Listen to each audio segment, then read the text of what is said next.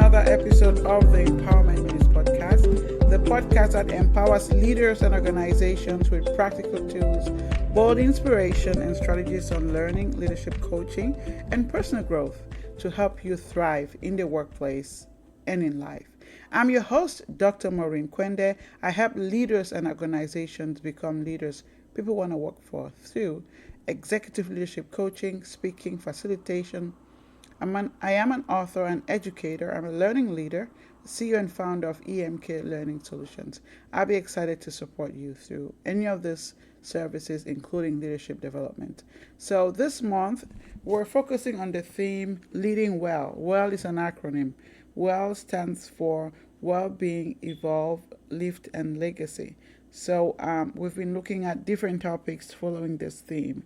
So this week, we're going to specifically be looking at the first L, that is about lifting others.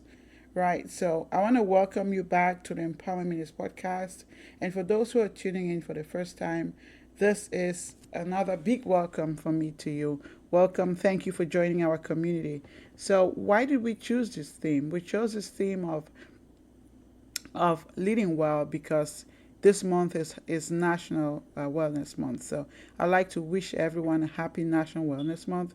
And so you can't believe it, but we're already at the end of August, right? And we've covered so many topics under this theme. We've talked about the well-being as a superpower.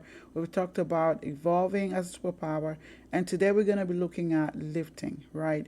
So now let's talk about how you lift other people up, or including yourself, right, as a leader. Because, leadership, it always starts with you, right? Before you can lift other people, you got to lift yourself up first, right? So, and that's why, because, it starts with you, and then also, great leaders don't rise alone. They rise by lifting others. So we're going to explore why lifting others is a leadership superpower and what it looks like in action and how you can practice it every day if you're not already doing that, and continue to elevate yourself, your team, and your impact. So first of all, what does it mean, right, to lift others? So to lift others means being able to recognize their potential. In my career, I had leaders who saw in me at the beginning of my journey, many my potentials I did not even see myself, right? So you got to be able to recognize the potential of your team. You got to be able to support them. You got to be able to empower them to succeed, and sometimes pushing them even beyond their own level. But here's the shift, right? Lifting others is not about being the hero, like, I've lifted other people. Really, it's about building other heroes. It's about being that bridge, right, that they can stand on, that ladder that they can stand on, and so they can get seen. So it's really the opposite of, ego-driven leadership. It's about saying, I don't have to be the smartest person in the room. My job is to bring out the brilliance in others.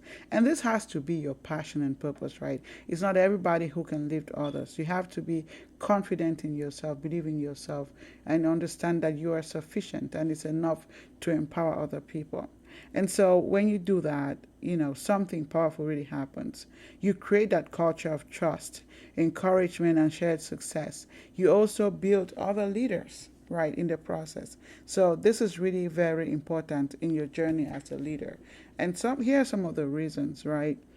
We know that people don't leave or quit organizations. They quit bad leaders, bad managers, right? They live in an environment where they feel invisible, undervalued, or unsupported. And so the flip side, when people feel lifted, they feel heard, they feel seen, they stay, they grow, and they continue to contribute and even inspire others to do the same. So leaders who lift, they build stronger teams. They cultivate loyalty, engagement. They create a lifting culture. They empower innovation.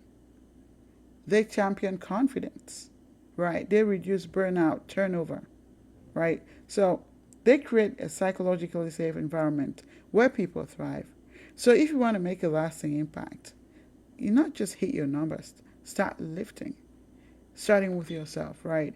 So first of all, you have to have the mindset of a leader who lifts, right? Because when you have this mindset, you understand something, that your success is multiplied. It's not diminished when others grow. because it's not competition, right? You're building them up. Everybody has potential, even if it's not fully visible yet. So you're able to look beyond their current performance and invest in in the future possibility. You have recognition as well, and also saying that it's not optional, it's essential. You celebrate wins, you name strengths, and give credit generously. When you lead these beliefs, believe it or not, lifting becomes your default, not your afterthought.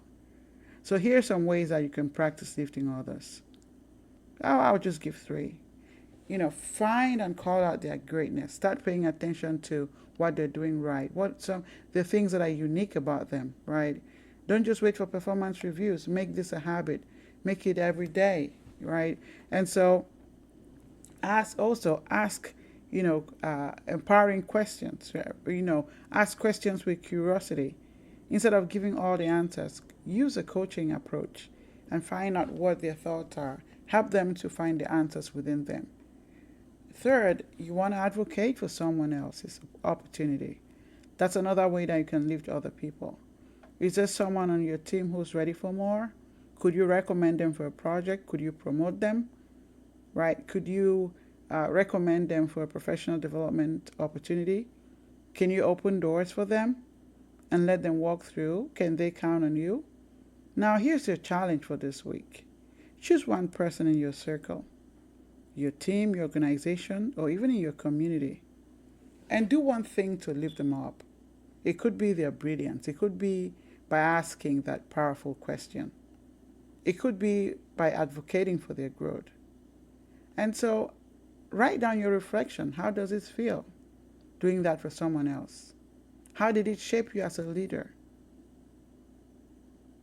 Write down your thoughts, and I'll be curious to hear what your thoughts are. I want to thank you for joining me for this third episode on the Leading Well theme, celebrating National Wellness Month. I'd like to invite you to stop by next time, same time next week, and let's talk about the last L. Can you guess what that is? This is Dr. Maurine Kwende signing